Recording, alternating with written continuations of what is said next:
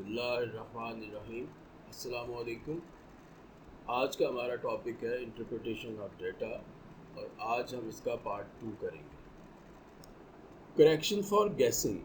किसी भी multiple choice question में इस बात का चांस होता है कि क्योंकि उसमें जो आंसर्स होते हैं वो ऑलरेडी दिए हुए होते हैं और अगर हम 4 ऑप्शंस यूज़ कर रहे हों तो उसमें 3 डिस्ट्रैक्टर्स होंगे और चौथा जो है वो हमारा करेक्ट आंसर होगा।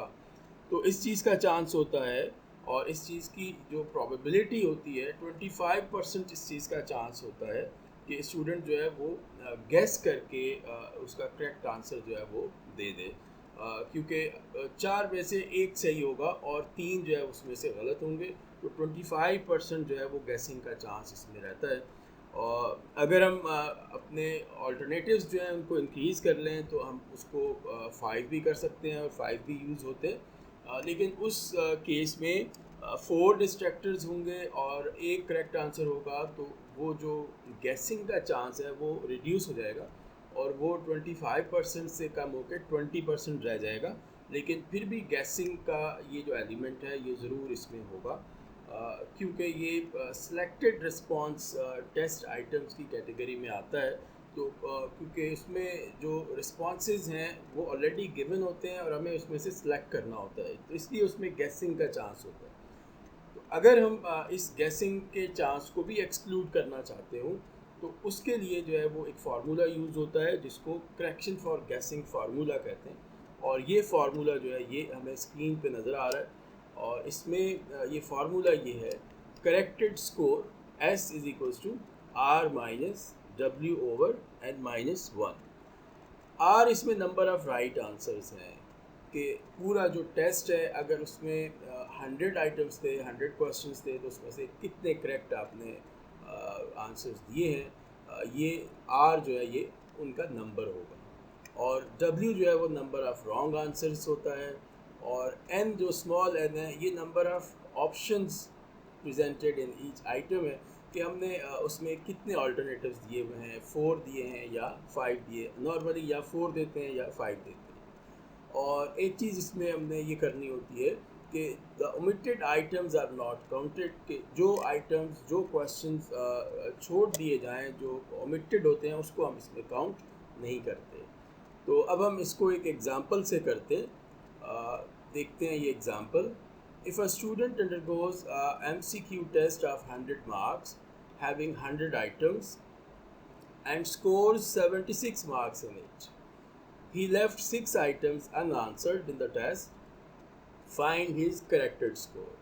अब इसमें हमारे पास एक स्टूडेंट है, उसने 100 आइटम्स का टेस्ट दिया था और वो सारे जो टेस्ट आइटम्स थे वो मल्टीपल चॉइस क्वेश्चन थे और उसमें उसका जो स्कोर है वो 76 आया है, जो कि डायरेक्टली हमें मिला है। अभी हम इसमें से गैसिंग का एलिमेंट जो है वो एक्सक्लूड करके उसका करेक्टेड स्कोर फाइंड करेंगे और उसमें हम ये फार्मूला यूज़ करेंगे। 6 आइटम्स जो हैं वो उसने छोड़ दिए उस टेस्ट में।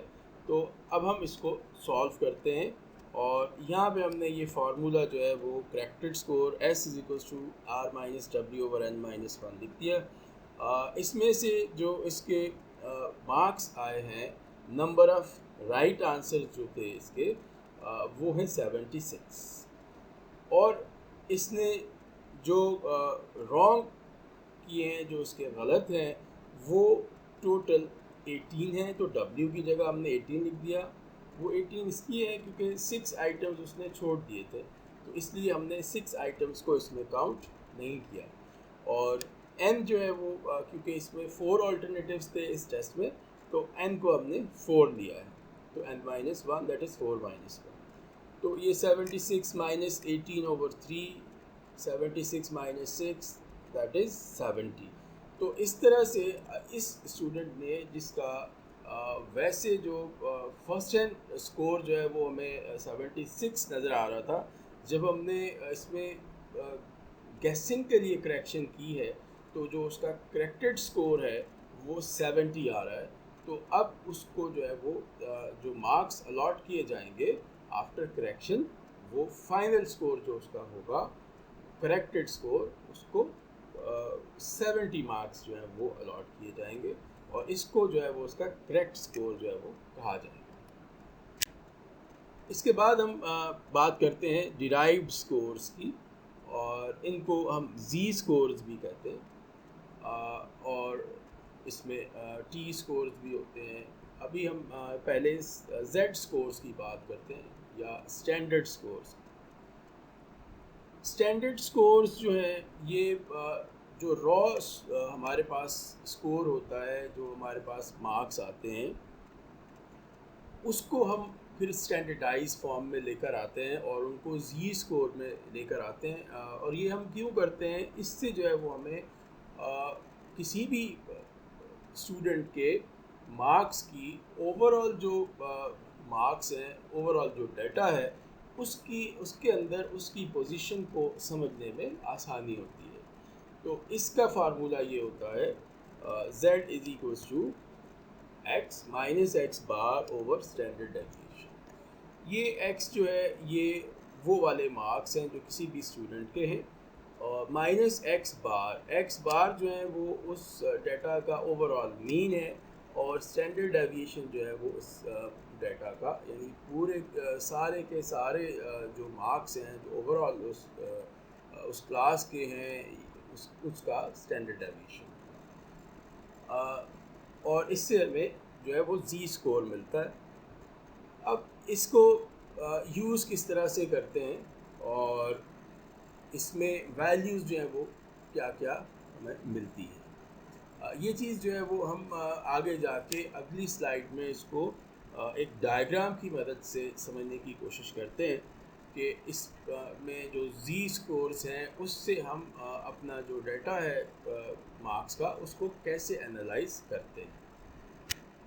तो यहाँ पे हमें ये एक नॉर्मल डिस्ट्रीब्यूशन कर्व नज़र आ रहा है, जिसको बेल कर्व भी कहते हैं। ये इसमें हम इस एक एग्ज़ाम्पल से इसको समझते हैं कि डिराइव्ड स्कोर्स में जो जी स्कोर्स हैं वो हमें किस तरह से हेल्प करते हैं किसी भी स्टूडेंट की ओवरऑल डाटा में उसके मार्क्स की पोजीशन को समझने। तो एग्ज़ाम्पल में ये है कि if a student secured 82 marks in his mathematics exam and the mean score of all students in that exam is 60, what is the standard deviation, with the standard deviation of 10, find his standard score, that is Z score. अब इसमें हम देखते हैं कि ये data जो है उसकी नॉर्मल डिस्ट्रीब्यूशन कर्व आपको स्क्रीन पर नज़र आ रही है। इसमें जो मीन है, जो एवरेज है, वो 0 है और इसका स्टैंडर्ड डेविएशन जो होता है वो 1 होता है। इसको हम स्टैंडर्ड नॉर्मल डिस्ट्रीब्यूशन कर्व कहते हैं, यानी एक ऐसा डाटा जिसका मीन 0 हो और उसका स्टैंडर्ड डेविएशन 1 हो, तो उसको जब हम नॉर्मल कर्व से जब हम इस एक ग्राफिकल फॉर्म में लेकर आते हैं तो ये शेप बनती है, जिसको नॉर्मल डिस्ट्रीब्यूशन या स्टैंडर्ड नॉर्मल डिस्ट्रीब्यूशन कर्व कहते हैं। उसमें होता ये है कि अगर मीन जो है वो 0 पे है तो स्टैंडर्ड डेविएशन इसमें 1 है, तो with in 1 standard deviation almost 68% जो डाटा होता है वो लाया करता है। ये देखें 0 से 1 तक और इधर पीछे -1 तक, क्योंकि स्टैंडर्ड डेविएशन इस केस में हमारा 1 है, तो ये जो डाटा है इसका जिस डाटा की ये कर्व हमें नज़र आ रही है उसका डाटा 68% जो डाटा है वो 1 और -1 के बीच में होगा।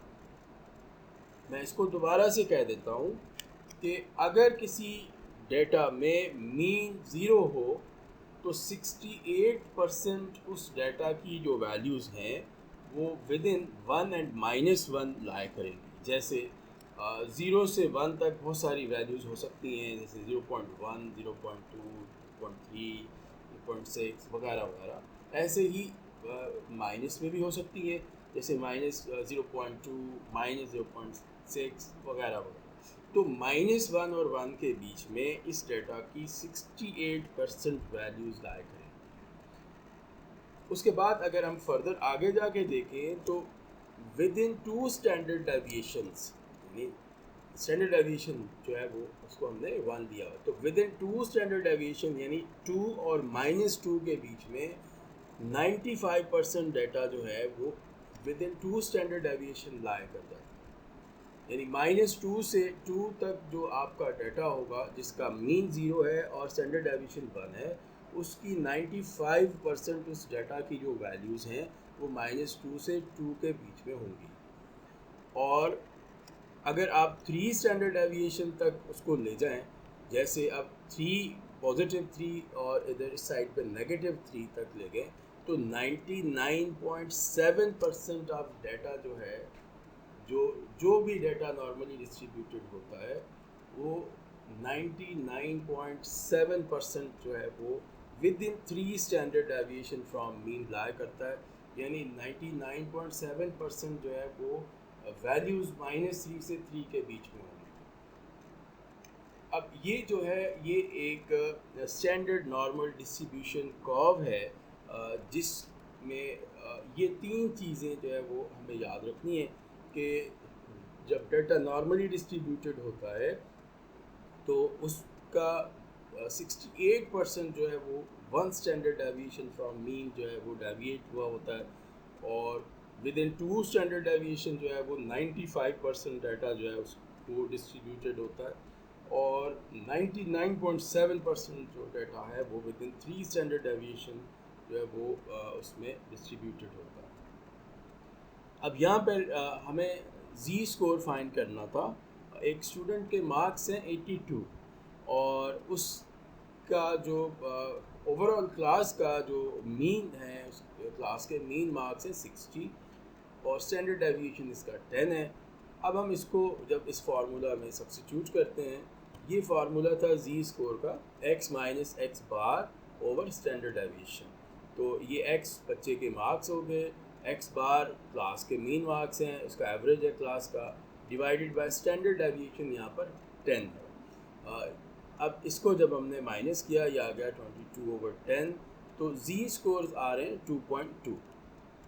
अब हम ये समझते हैं कि जी स्कोर 2.2 का मतलब क्या होगा। तो जी स्कोर 2.2 का मतलब ये होगा कि ये जो हमें स्टैंडर्ड नॉर्मल डिस्ट्रीब्यूशन कर्व नज़र आ रहा है, इसमें जैसे हमें पता है कि ये जो 2 है with in 2 standard deviation from mean जो है वो हमारा 95% डाटा जो है वो इसमें लाया करता है। तो ये जो 2.2 का स्कोर होगा ये 2 से आगे यहाँ पे कहीं लाया करेगा।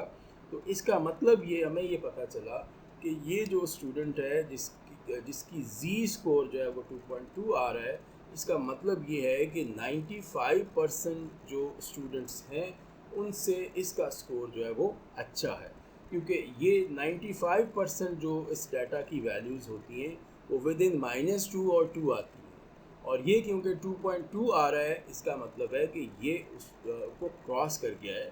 तो ये इस वाले रीजन में यहाँ पे आ रहा है। तो ये जो रीजन है ये आगे 99.7% जो डाटा होता है वो 3 स्टैंडर्ड डेविएशन के बीच में होता है। तो ये 2 से थोड़ा आगे चला गया है, इसका मतलब है कि 95% स्टूडेंट्स से इसकी परफॉर्मेंस जो है वो अच्छी है। तो अगर ये ऐसा होता कि ये जो मार्क्स हैं जो इसका जी स्कोर है वो 0 आता, तो जी स्कोर 0 आने का मतलब ये था कि ये जो यहाँ पर इसके बिल्कुल सेंटर में जो है उसका स्कोर लाया करता है। तो इसका मतलब ये था कि उस बच्चे का जो स्कोर है वो एवरेज स्कोर जो है वो उसके बिल्कुल क्लोज है या एग्जैक्टली एवरेज स्कोर है, क्योंकि 60 अगर एवरेज है या मीन है और उसका स्कोर भी 60 होता तो 60 - 60 0 आ जाता। अगर उस बच्चे का स्कोर जो है जी स्कोर वो नेगेटिव आ जाता, जैसे माइनस में आ जाता, फॉर एग्ज़ाम्पल अगर उसका स्कोर -1.5 आता है जी स्कोर, तो -1.5 यहाँ पर लाया करता है, ये -1 और -2 के बीच में आता है। तो इसका मतलब ये है कि उस बच्चे का जो स्कोर है अगर नेगेटिव आ रहा हो तो इसका मतलब है कि एवरेज स्कोर से वो कम आ रहा है। तो एवरेज स्कोर से कम कितना कम है, अगर -1.5 है तो विद इन 1 स्टैंडर्ड डेविएशन जो है वो 68% जो स्टूडेंट का जो डाटा होता है वो with in 1 standard deviation from mean होता है। अच्छा, उसको फर्दर जब हम हाफ ऑफ करके देखें तो 34% जो है वो इसका नेगेटिव साइड पे होता है और 34% जो है वो पॉजिटिव साइड पे होता है, क्योंकि टोटल 68 है, उसको हाफ ऑफ करके हमने देख लिया। उसके बाद आगे जो -1 से -2 तक जो डाटा है total with in 2 standard deviation -2 से 2 तक 95 बनता है। अगर हम 95 में से 68 को माइनस कर लें तो वो 27% बनता है।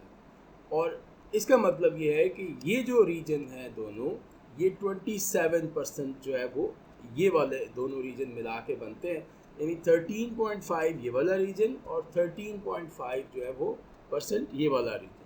तो -1.5 का मतलब ये हुआ कि 13.5% का फर्दर हाफ, तो 13 का फर्दर हाफ जो होता है वो 6.5 होता है। तो ये 6.75 जो है वो फर्दर आप इसमें ऐड कर दें तो 34 में 6.75 आप ऐड करेंगे तो वो 40.75 बनेगा। तो इसका मतलब ये हुआ कि जो मीन या एवरेज स्कोर हैं इस डाटा के, जो भी इसका एवरेज स्कोर था उससे तकरीबन 40% जो है वो एवरेज स्कोर से उस बच्चे का स्कोर कम है। अगर -1.5 आता है तो हमें क्या पता चला कि उस बच्चे ने जो एवरेज स्कोर है इस क्लास के उससे 40% तकरीबन, मैं उसको ऑन एवरेज कर रहा हूँ, तो 40% जो है वो उससे उसका स्कोर जो है वो कम है। तो इससे हमें जी स्कोर से हमें एक जनरली आइडिया हो जाता है स्कोर्स के बारे में और उस बच्चे की पोजीशन के बारे में कि ओवरऑल क्लास में उसकी पोजीशन क्या है। जैसे अगर स्कोर जी स्कोर 3 आए तो इसका मतलब ये होगा कि ये जो स्टूडेंट है इसने 99.7 बच्चे जो है परसेंट जो स्टूडेंट्स हैं उससे ज़्यादा स्कोर किया। तो इस तरीके से जो है वो हम इसका जी स्कोर जो है उसको हम इंटरप्रेट करते हैं। जी स्कोर्स की तरह ये एक दूसरा डिराइव्ड स्कोर है जिसको हम टी स्कोर कहते हैं, और इसमें हम ये करते हैं कि सिर्फ जी स्कोर में जो नेगेटिव वैल्यूज़ होती हैं उसको हम एक्सक्लूड कर देते हैं और उसको हम एलिमिनेट करके जो नेगेटिव साइंस हैं हम इसको टी स्कोर्स में बदल देते हैं। और उसका तरीका ये होता है कि इसमें जो मीन वैल्यू होती है उसको हम 50 सपोज करते हैं जो कि प्रीवियसली 0 थी, और विद इन 3 स्टैंडर्ड डेविएशन जो वैल्यूज़ लाया कर रही थी वो बिटवीन 3 एंड -3 थी। यहाँ जो with in 3 standard deviation values लाया करेंगी 50 से, वो जो हैं वो 20 से लेके 80 तक होंगी। जैसे ये स्टैंडर्ड नॉर्मल डिस्ट्रीब्यूशन कर्व हमें राइट साइड पे नज़र आ रहा है, तो उसमें देखें तो ये जो टी वैल्यूज़ हैं ये विद इन 3 स्टैंडर्ड डेविएशन जो है वो 20 से स्टार्ट होके 80 तक जा रही है। ये सबसे नीचे टी स्कोर्स हैं, उसके ऊपर ये जी स्कोर्स हैं। जी स्कोर्स में जो हमारा मीन है वो 0 है और वैल्यूज़ जो हैं वो 3 स्टैंडर्ड डेविएशन तक -3 तक जा रही हैं और राइट साइड पे 3 तक जा रही हैं, और 99.7% जो है वो इस फिगर में 99% उसको राउंड करके दिया हुआ, लेकिन 99.7% तक जो है वो values with in 3 standard deviation जो है वो लाया कर रही होती है। अब इसमें जो इसकी इक्वेशन है, जब हम इसके नेगेटिव साइंस को एलिमिनेट करते हैं तो जी स्कोर्स को जब हम टी में कन्वर्ट करते हैं तो ये इक्वेशन यूज़ होती है, t is equals to 50 + 10z। अब इसमें 50 जो है वो इसका मीन है और ये 50 के ऊपर ये मीन है 50 और 10 इसका स्टैंडर्ड डेविएशन है। और इस तरह से ये होता है कि ये जो नेगेटिव वैल्यूज़ होती हैं जो जी में आ रही होती हैं वो एलिमिनेट हो जाती हैं। अब हम एक एग्ज़ाम्पल करते हैं और इसमें हम प्रीवियस एग्ज़ाम्पल को ही ले लेते हैं जिसमें हमारा जो जी स्कोर था वो 2.2 आ रहा था। तो हमने पिछले एग्जांपल में एक जी स्कोर फाइंड किया था एक स्टूडेंट के स्कोर से, और वो 2.2 था। अब हम कन्वर्ट करते हैं उसी स्कोर को टी स्कोर में।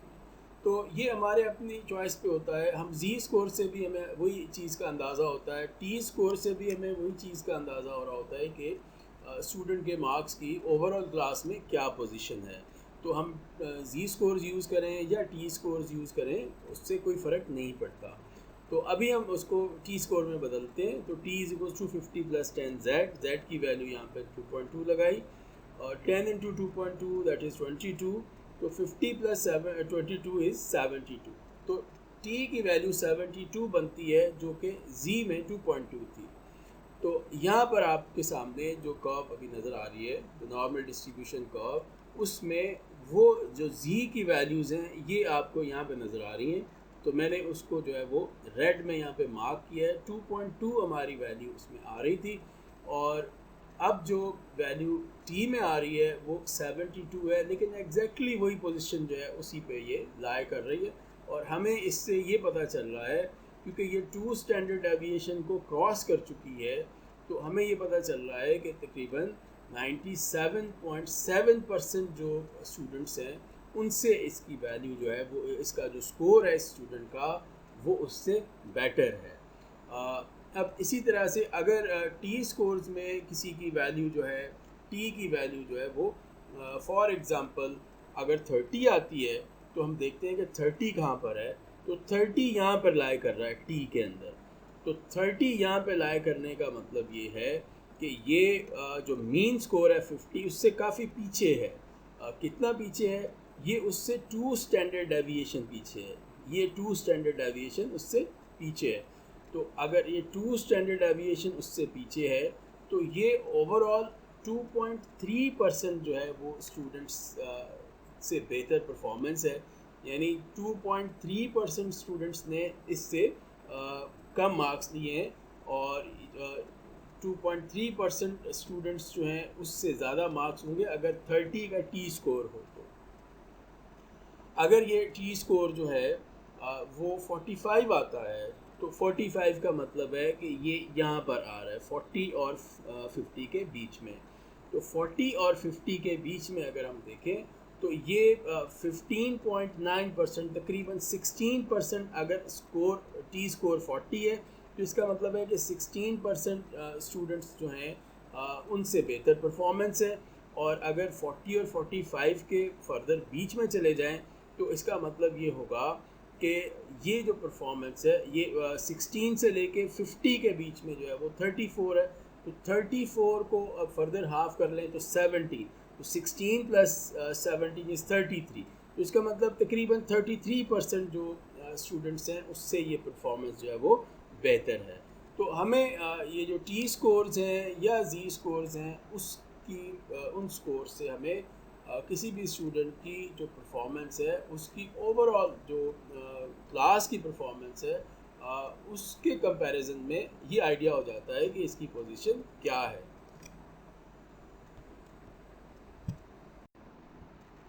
अब हम बात करते हैं परसेंटाइल रैंक की। परसेंटाइल रैंक में भी हम ये ओवरऑल किसी भी स्टूडेंट के जो मार्क्स हैं, उनकी ओवरऑल जो क्लास है उसके अंदर उसकी पोजीशन को फाइंड करने के लिए यूज़ करते हैं, और उसका परसेंटाइल रैंक जो है वो हमें बताता है कि उसकी पोजीशन जो है वो उसके अंदर क्या है। अब इसको एक एग्जांपल से करते हैं। इसमें पहले हम अनग्रुप डाटा की एक एग्जांपल करेंगे, उसके बाद फिर इसी को ग्रुप डाटा से करेंगे। The marks attained by the students in the subject of mathematics are as follows. ये marks हैं। Ahmed scored 60 marks in this exam. Find his percentile rank. P और उसके साथ जो है वो एक सबस्क्रिप्ट जो है वो R उसके साथ लगा हुआ है। ये सिंबल है परसेंटाइल रैंक के। ये ओवरऑल स्टूडेंट्स जो हैं उनके इसके अंदर मार्क्स हैं। 25 स्टूडेंट्स थे क्लास में जिन्होंने टेस्ट दिया, और उनके मैथ के मार्क्स दिए हुए हैं, और उसमें से अहमद ने 60 मार्क्स लिए हैं। अब हमने अहमद का परसेंटाइल रैंक फाइंड करना है। उससे हमें ये पता चलेगा कि उस क्लास में उसकी पोजीशन जो है वो क्या है ओवरऑल क्लास के अंदर, उसकी पोजीशन क्या है। फार्मूला परसेंटाइल रैंक का ये होता है 100/n into B plus F over 2। P R जो है वो परसेंटाइल रैंक होगा, बी जो है वो number off score below the score, यानी जो अहमद ने 60 मार्क्स दिए हैं उससे कम कितने लोगों ने मार्क्स दिए हैं वो काउंट करके हम बताएंगे, वो बी होगा। उसके बाद एफ़ जो है वो फ्रीक्वेंसी ऑफ द स्कोर है, और एन जो है वो number of all scores in the test है। अब सबसे पहले हमने ये करना होगा कि इन सारे मार्क्स को असेंडिंग ऑर्डर में अरेंज करना होगा। ये वाले मार्क्स ऑलरेडी असेंडिंग ऑर्डर में ही अरेंज हैं, लेकिन पहले हमें इसको अरेंज करना होगा अगर ये अरेंज ना हो तो। उसके बाद हम देखेंगे कि अहमद के मार्क्स हैं 60। अब 60 जो है वो 3 स्टूडेंट्स ने 60 मार्क्स दिए हैं, तो हमने कौन से 60 जो है वो कंसिडर करने हैं। जो बिल्कुल एंड वाला 60 होगा, जो सबसे आखिर वाला 60, ये वाले जो 60 मार्क्स हैं, ये हम कंसिडर करेंगे कि ये जो है ये अहमद के मार्क्स। अगर वही मार्क्स जो है वो और भी स्टूडेंट्स ने दिए हुए हों, तो फिर सबसे आखिर वाले जो मार्क्स हैं, ये सबसे राइट साइड पे जो आएंगे, वो जो है वो हम अहमद के कंसिडर करेंगे। और फिर ये जो है 60, इससे पीछे हम काउंट करेंगे कि कितने मार्क्स जो हैं वो स्टूडेंट्स ने दिए हैं। तो इस 60 से पीछे हमने ये काउंट किया 1 2 3 4 5 6 7 8 9 10 11। तो उससे पीछे 11 जो है वो मार्क्स हैं, 11 स्कोर्स उसके पीछे हैं। तो ये जो 11 है ये बी की वैल्यू है, number off score below the score, यानी जो इस बच्चे का स्कोर था 60, उससे कम कितने स्कोर्स हैं, तो उससे कम जो है वो 11 थे। और ये मैं रिपीट कर दूं क्योंकि ये 63 टाइम्स आ रहा है, तो हमें अहमद का जो स्कोर है वो इनमें से जो सबसे आखिर वाला राइट साइड पे स्कोर है वो लेना है। तो 100 डिवाइडेड बाय n इज़ 25, तो 100/25 इंटू बी की वैल्यू 11 हो गई, प्लस एफ फ्रीक्वेंसी है, यानी वो स्कोर जो अहमद का स्कोर है वो कितनी दफ़ा आया है। तो वो यहाँ पे क्योंकि 3 टाइम्स आया है 60, तो एफ़ को हम 3 लेंगे, और अगर ये 2 टाइम्स होता तो एफ़ को 2 लेते, और अगर ये 1 टाइम 60 आता तो हम एफ़ को 1 लेते। तो ये एफ़ ओवर 2, g/2, तो ये 1.5 हो गया, प्लस 11 किया तो 12.5 इंटू 4 किया, क्योंकि 100/25 4 होता है, तो 4 इंटू 12.5 दैट इज़ 50। तो परसेंटाइल रैंक में अहमद का जो रैंक आ रहा है वो 50% आ रहा है। तो इसका मतलब ये है कि 50% बच्चे जो हैं उनसे अहमद का स्कोर बेहतर है, यानी उसने 50% बच्चों से ज़्यादा स्कोर किया है। तो परसेंटाइल रैंक का मतलब ये होता है, अगर किसी का परसेंटाइल रैंक जो है वो 60 है, इसका मतलब है कि बाकी क्लास जो थी उसमें से 60% बच्चों ने आपसे कम स्कोर किया है, और आपका स्कोर जो है वो 60% बच्चों से बेहतर है। अब आगे चलते हैं और इसी परसेंटाइल रैंक की एक और एग्जांपल करते हैं, जो कि ग्रुप्ड डेटा की एग्जांपल होगी। अब ग्रुप्ड डेटा में हमारे पास ये मार्क्स हैं, और ये मार्क्स जो हैं वो ग्रेड 10 के स्टूडेंट्स ने एक स्कूल के मैथमेटिक्स के जो एग्ज़ाम एसएससी बोर्ड का जो एग्ज़ाम है उसमें जो उन्होंने स्कोर किया है उसके मार्क्स का डाटा दिया हुआ है, और ये अब ग्रुप फॉर्म में दिया हुआ है, और इसमें इंटरवल्स दिए हुए हैं 11 से 20 तक जो है वो एक बच्चे ने स्कोर किया है, 21 से 30 तक 3, 31 से 40 तक 4 एंड सो ऑन। अच्छा, इसमें एक स्टूडेंट है अली, उसने 65 मार्क्स दिए हैं। अब उसका परसेंटाइल रैंक हमें फाइंड करना है, तो हम इसमें ये करेंगे कि जो इसके क्लास इंटरवल है उसको वर्टिकल कॉलम में लिख देंगे, फिर इसकी क्लास बाउंड्रीज़ बनाएंगे। ये हम पीछे बात कर चुके हैं कि क्लास बाउंड्रीज़ कैसे बनेंगी, क्योंकि इसकी अपर लिमिट और नेक्स्ट जो इंटरवल है उसकी लोअर लिमिट में 1 का डिफरेंस है, तो हम इसको हाफ़ कर लेंगे, 0.5 आया, उसको हमने 11 यानी लोअर लिमिट से माइनस किया और अपर लिमिट में ऐड कर दिया, तो 10.5 से 20.5, फिर 20.5 से 30.5 एंड सो ऑन। फ्रीक्वेंसी जो है वो ऑलरेडी दी हुई है, वो हमने यहाँ पे उसका कॉलम बना लिया, और जो नेक्स्ट कॉलम होगा वो क्यूमुलेटिव फ्रीक्वेंसी का होगा। और इसको हम कैसे करते हैं, हम पहली फ्रीक्वेंसी को एज इट इज़ लिखते हैं, फिर फर्स्ट 2 फ्रीक्वेंसीज़ को ऐड करके लिख लिया, फिर फर्स्ट 3 को ऐड करके लिख लिया, फिर यहाँ 4 तक ऐड करके लिख लिया। इस तरीके से ये टोटल जो n होता है ओवरऑल इस जो एग्ज़ाम के अंदर स्टूडेंट्स ने जो टेस्ट दिया है वो 50 स्टूडेंट्स से, तो ये n की वैल्यू 50 आ जाती है। इसके बाद हम ये करेंगे कि ये हमने एक क्लास जो है उसको हमने कलर किया हुआ है, तो हमने यहाँ पे ये क्लास किस तरह से कलर करनी है ये हमने क्योंकि इसके स्टूडेंट्स जिस स्टूडेंट ने 65 मार्क्स स्कोर किए हैं उसका हमने परसेंटाइल रैंक फाइंड करना है। तो 65 का जो स्कोर है वो क्योंकि यहाँ पर आता है 61 to 70 वाली क्लास में, तो इसको हमने कलर करके और हाईलाइट करके रख दिया है। अब फार्मूला जो परसेंटाइल रैंक का यूज़ होगा ग्रुप डाटा में वो 100/n × x - l × f/h + c होगा।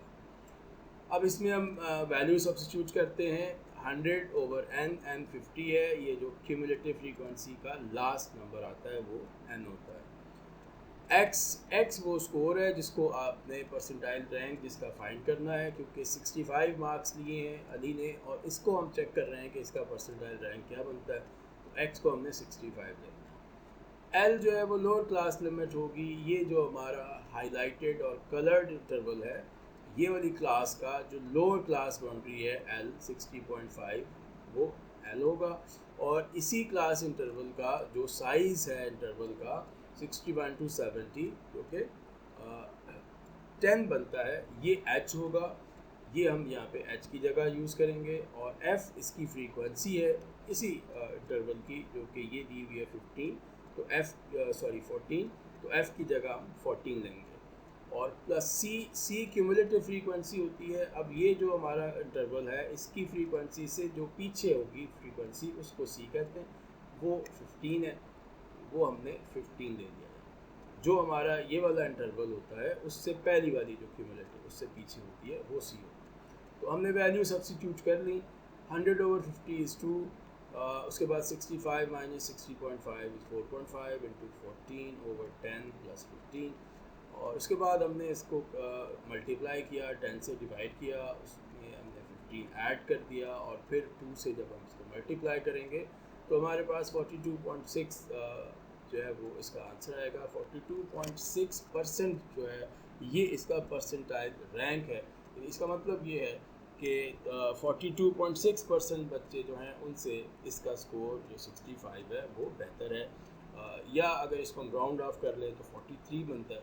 इसका मतलब है कि अली ने 43% स्टूडेंट्स जो उसकी क्लास में थे बाकी उनसे बेहतर स्कोर किया। अब हम थोड़ी सी बात करते हैं कोर्स क्रेडिट सिस्टम और ग्रेड पॉइंट्स की, जिसको GPA grade point average and CGPA cumulative grade point average कहा जाता है। और ये आम तौर पर यूनिवर्सिटीज़ में ये सिस्टम यूज़ होता है ग्रेडिंग के लिए। तो हम देखते हैं कि ये GPA कैसे फाइंड होता है और CGPA जो है वो उसका जो क्यूमुलेटिव ग्रेड पॉइंट एवरेज है वो किस तरह से फाइंड किया जाए। तो सबसे पहले जो है एक ग्रेडिंग पॉलिसी जो है वो आपको स्क्रीन पे नज़र आ रही है। ये ग्रेडिंग पॉलिसी जो है वो HEC जो ग्रेडिंग पॉलिसी यूज़ करता है, इसमें जो टोटल एवरेज, वैसे कुछ यूनिवर्सिटीज़ टोटल ग्रेड पॉइंट्स 4 लेती हैं, कुछ आउट ऑफ 5 जो है वो उसको यूज़ करती हैं ग्रेडिंग के लिए, लेकिन ज़्यादातर जो है वो टोटल आउट ऑफ 4 जो है वो ग्रेडिंग की जाती है। तो मैंने यहाँ पे जो ग्रेडिंग पॉलिसी आपके सामने यहाँ प्रेजेंट की है, वो जो है वो HEC की ग्रेडिंग पॉलिसी है, और इसको थोड़ा सा हम देख लेते हैं। और इसमें ये है कि अगर आपके बिलो 50 मार्क्स हैं तो आपको F मिलता है और आपके ग्रेड पॉइंट्स 0, और अगर आपने 50 से 53 तक स्कोर किया है तो उसमें आपको लेटर ग्रेड D मिलता है, और आपके ग्रेड पॉइंट्स जो हैं वो 1 दिए जाते हैं। 54 से 57 तक आपको D प्लस दिया जाता है और 1.33 आपका ग्रेड पॉइंट होता है। इसी तरीके से आगे चलते जाएं तो 80 से 84 तक आपको A माइनस मिलता है और आपका ग्रेड पॉइंट 3.67 होता है।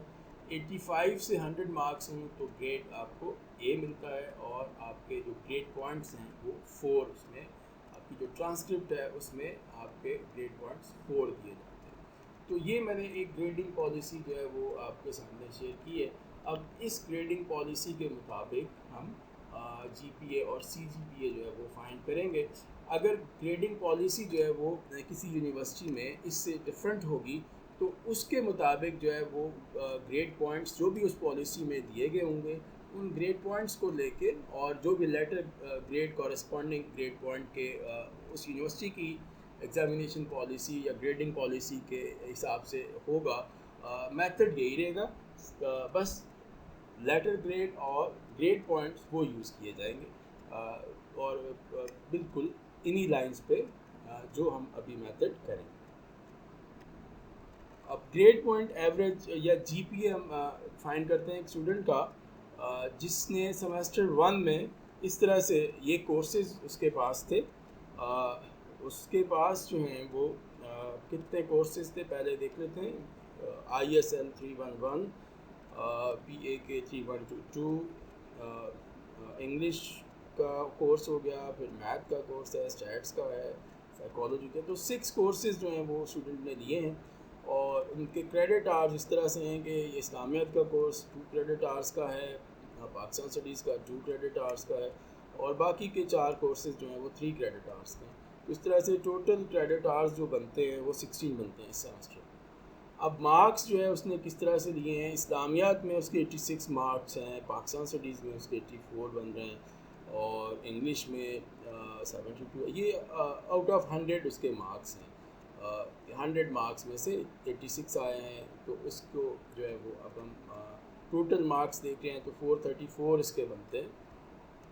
और लेटर ग्रेड जो है वो उस पॉलिसी के मुताबिक हम देंगे जो अभी हमने पीछे पॉलिसी दी थी, उसके मुताबिक जो इसका लेटर ग्रेड और ग्रेड पॉइंट्स क्या बनते हैं। जैसे 86 जो है उसका हमने वहाँ पे देखा था कि उसके लिए A ग्रेड होता है और उसके लिए ग्रेड पॉइंट 4 यूज़ होगा।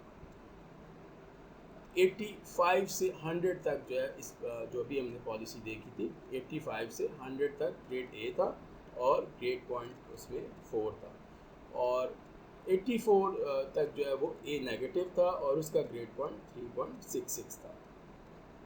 इस तरीके से हर एक जो कोर्स है उसके सामने उसके मार्क्स यानी उसकी परसेंटेज को देखते हुए हम उसके सामने उसका लेटर ग्रेड लिख देंगे पॉलिसी ग्रेडिंग पॉलिसी को देखते हुए और उसके ग्रेड पॉइंट्स भी उसके सामने लिख देंगे। और तो ये हमने सबके सामने लिख दिया है। उसके बाद जो लास्ट कॉलम हम बनाएंगे वो क्वालिटी पॉइंट्स का कॉलम होगा और इसमें जो है वो हम ये करेंगे कि क्रेडिट आवर्स को हम ग्रेड पॉइंट से मल्टीप्लाई करते हैं। तो यहाँ पे क्रेडिट आवर्स 2 थे, ग्रेड पॉइंट जो है वो 4, तो 4 to the 8 और यहाँ पर 2 into 3.66 यह आ गया 7.32 और नेक्स्ट जो है वो यहाँ क्रेडिट आवर्स 3 हैं और ग्रेड पॉइंट भी 3 हैं, तो 3 3 the 9 और यहाँ पे 3 into 2 ये 6 हो गया, फिर 3 into 3.33 9.99 हो गया, फिर 3 credit hours into grade point 131 the 3 आ गया। फिर अब क्वालिटी पॉइंट्स सबको ऐड कर देंगे और टोटल जो क्वालिटी पॉइंट्स आ रहे हैं वो 43.31 आ रहे हैं। अब हम GPA का फार्मूला यूज़ करेंगे। GPA का सिंपल सा फार्मूला होता है कि total quality points divided by total credit hours. तो हमारे पास टोटल क्वालिटी पॉइंट्स आए हैं 43.31, यहाँ पे सब्स्टिट्यूट किया। टोटल क्रेडिट आवर्स जो हैं वो 16 थे, वो यहाँ पे उससे डिवाइड किया तो 2.71 जो है वो इस स्टूडेंट का फर्स्ट सेमेस्टर में GPA आ रहा है। अब हम देखते हैं अगली स्लाइड पे जाके इसका सेमेस्टर 2 में GPA क्या बनता है। सेमेस्टर 2 में उसने 5 कोर्सेज लिए हैं, 1 2 3 4 और 5 और इसमें से एक कोर्स जो है वो 2 क्रेडिट आवर्स का है और बाकी के 4 जो हैं वो 3 क्रेडिट आवर्स के। जो उसकी परसेंटेज है आउट ऑफ 100, उसके मार्क्स इन कोर्सेज में ये सामने इस कॉलम में नज़र आ रहे हैं। उनके लेटर ग्रेड जो है वो हमने ग्रेडिंग पॉलिसी देख के लिख दिए, फिर उनके ग्रेड पॉइंट्स लिख दिए। उसके बाद हम क्वालिटी पॉइंट्स के लिए जो है क्रेडिट आवर्स को मल्टीप्लाई करेंगे ग्रेड पॉइंट से, और इस तरीके से ये पूरा कॉलम जो है वो हमारे पास आ जाएगा। और फिर इसमें जो टोटल क्रेडिट आवर्स थे वो 14 बन रहे हैं, क्योंकि इसने 5 कोर्स लिए थे, तो टोटल क्रेडिट आवर्स जो है वो 14 है। और जो क्वालिटी पॉइंट्स का टोटल आ रहा है वो 51.3 आ रहा है। और अगेन हम जीपीए का फार्मूला यूज़ करते हुए टोटल क्वालिटी पॉइंट्स को डिवाइड करेंगे टोटल क्रेडिट आवर्स से। तो 51.3 डिवाइडेड बाय 14, तो 3.66 जो है वो इस स्टूडेंट का जीपीए सेमेस्टर 2 में आ रहा है। तो सेमेस्टर 1 का हमने फाइंड कर लिया, सेमेस्टर 2 का फाइंड कर लिया। अब हम इन 2 सेमेस्टर्स का CGPA या क्यूमुलेटिव ग्रेड पॉइंट एवरेज जो है वो फाइंड करके अगली स्लाइड में दिखाते हैं। अब हम यहाँ पे देख रहे हैं कि क्यूमुलेटिव ग्रेड पॉइंट एवरेज या CGPA जो है वो किस तरह से फाइंड किया जाए। तो इसमें GPA फर्स्ट सेमेस्टर का जो पीछे हमने फाइंड किया था वो 2.7 बनाया था, टोटल क्रेडिट आवर 16 थे उसके, और GPA जो सेमेस्टर 2 का था वो 3.66 आया था, और उसके टोटल क्रेडिट आवर जो है वो 14 थे। अब हमने CGPA 2 सेमेस्टर्स का फाइंड करना है, क्यूमुलेटिव GPA। तो CGPA सेमेस्टर 1 एंड 2 वो होगा sum of weighted GPA divided by sum of total credit hours. अब सम ऑफ वेटेड GPA इस तरह से होता है कि जैसे हमारे पास सेमेस्टर 1 में टोटल क्रेडिट आवर जो है वो 16 है और उसका GPA 2.71 है, तो हम इन दोनों नंबर्स को मल्टीप्लाई कर देते हैं। तो 16 इंटू 2.71 ये हमारा सेमेस्टर 1 के टोटल क्रेडिट आवर्स और उसकी GPA का प्रोडक्ट है, प्लस फिर इसी तरह से सेमेस्टर 2 में जो उसके टोटल क्रेडिट आवर्स हैं वो 14 है और GPA 3.66 है, उनका भी प्रोडक्ट कर दें। तो ये जो है ये सम ऑफ वेटेड GPA आ गया, और नीचे जो है वो सम ऑफ टोटल क्रेडिट आवर्स होगा डिनोमिनेटर में, और वो जो है वो 16 फर्स्ट सेमेस्टर के क्रेडिट आवर्स थे और 14 सेकंड के थे, तो इनको ऐड कर दिया। इनका प्रोडक्ट करने से 43.36 बन रहा है, इनका प्रोडक्ट करने से 51.24 बन रहा है, और डिवाइडेड बाय 16 + 14, तो 94.6 divided by 30 and this is 3.15। तो इस स्टूडेंट के फर्स्ट 2 सेमेस्टर्स का जो ओवरऑल CGPA बनता है वो 3.15 बन रहा है। तो बिल्कुल ऐसे ही सेमेस्टर 3 जब हो जाएगा तो फिर उसमें क्या होगा कि सेमेस्टर 3 के जो टोटल उसका जो क्रेडिट आवर्स हैं और उसका जो GPA है वो भी यहाँ पर ऐड हो जाएगा, उसका जो वेटेड जो उसका एवरेज है, वेटेड GPA जो है वो भी इसमें ऐड हो जाएगा। फिर सेमेस्टर 4 होगा तो वो भी यहाँ पर ऐड हो जाएगा। इस तरीके से जितने सेमेस्टर्स होते जाएंगे उनका जो वेटेड GPA है वो ऊपर उसका सम जो है वो ऐड होता रहेगा, और नीचे जो है वो उस सेमेस्टर के टोटल जो क्रेडिट आवर्स हैं वो नीचे ऐड होते रहेंगे। जैसे हमने यहाँ पे 2 सेमेस्टर्स के लिखे हैं, तो तीसरे के भी टोटल क्रेडिट आवर्स आ जाएंगे, और फिर जितने सेमेस्टर्स का कोर्स पूरा प्रोग्राम है वो सारे सेमेस्टर, अगर 4 इयर्स प्रोग्राम है तो उसमें 8 सेमेस्टर्स होंगे, तो 8 सेमेस्टर्स के जो टोटल उसके जो क्रेडिट आवर्स बनते हैं वो नीचे आएंगे, और ऊपर उन 8 सेमेस्टर्स का सम जो है वो वेटेड GPA का वो न्यूमरेटर में आएगा, और इससे जो है वो ओवरऑल उस पूरे प्रोग्राम में जो उसका CGPA स्टूडेंट का बनेगा वो हम फाइंड कर सकते हैं।